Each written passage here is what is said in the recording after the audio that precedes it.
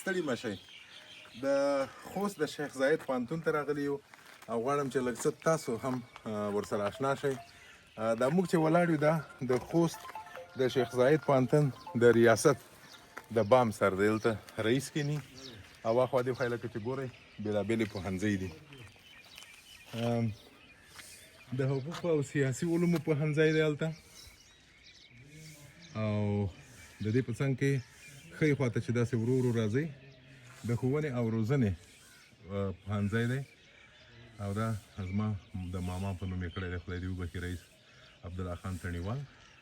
زموږ په روزنه او د نورو ځوانانو په روزنه کې ونډه لرله. د طب پوهنځی دی او دې خواته بیا نه معلومیږي خو کېدای شي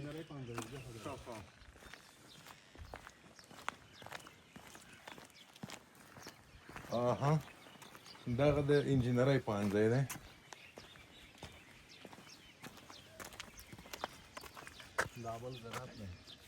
دغه ښی خوا کې دغلته په ونو پټ دی، خو که لږ دې خوا راشو او لږ چې دې خواته راشو کېدای شي ووینو.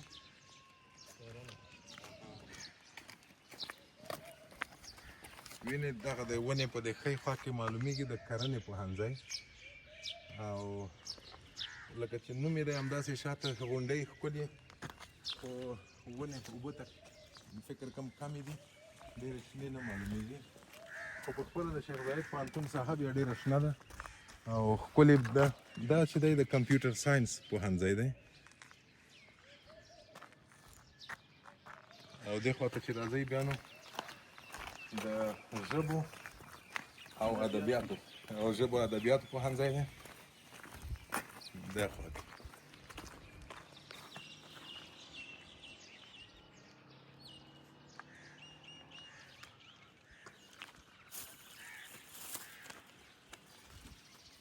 ښی خوا کې زما د اقتصاد پوهنځی او چې نور هم داسې ښی خواته ورو ورو ورشئ همغه پوهنځی دی چې په پیل کې مو درته ښوولی و د حقوقو او سیاسي علومو پوهنځی او همداسې په ترتیب سره دا نور پوهنځي. نو داسې معلومیږي چې 1 2 3 4 5 6 7 8 شاوخوا 8 پوهنځي مو در وښول او فکر کوم همدا یې اساسي و. هغه مخکې ودانۍ چې وینې جګه هغه د شرایطو پوهنځی دی او نو هلته لیلیه ده زده کوونکي پکې اوسېږي. نو معنا ده چې دا ډېر خلک چې لرې ولایتونه رسي دلته اوسېږي که نه دلته ژوند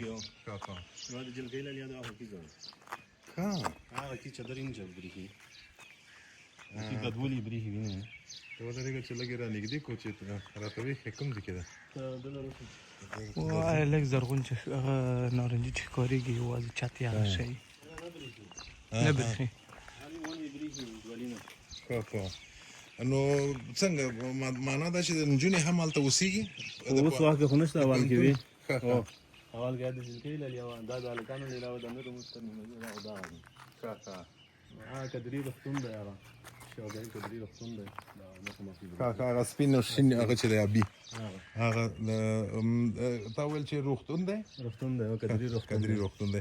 معنا ده چې د طب پوهنځی خلک زده کوونکي چې فارغ شي هلته سټاج کې مثلا هغه کې تمرین کوي. خو ګمرک دی، هغه نولو ګمرک دی، دونه داسې ولایت دی داسې بیا محمد خین جبري کې ولایت دی یو ته دلا سبحانه ده. ډېر ښه. نو دا ولایت مخکې په هغه کې نه وی ښار په منځ کې ویل نه اسفر استلای دی هوټل بل رغولي دي هغه سبحانه ده د زیړه جبري کې عمل کې سبحانه ده. نو داسې معلومیږي چې خوست یې انتقال کوي دې طرف ته بیا ته روبوس دا په شو. نو ملګرو دا هم د شیخ زاید پوهنتون و د خوست لپاره یوه لویه هستي ده او په دې معنا چې خوستیان او ټول افغانان د علم سره جوړ دي او هغه خبرې چې تاسو اورېدلې دي چې دلته د تعلیم قدر نشته، ما خو چې ولید د تعلیم قدر ډېر دی او په داسې ښکلي ځای کې د تعلیم دپاره زده کوونکي اخته دي او د افغانستان د راتلونکي لپاره زده کړې کوي، درسونه وایي او موږ کامیابي ورته غواړو. روغ اوسئ.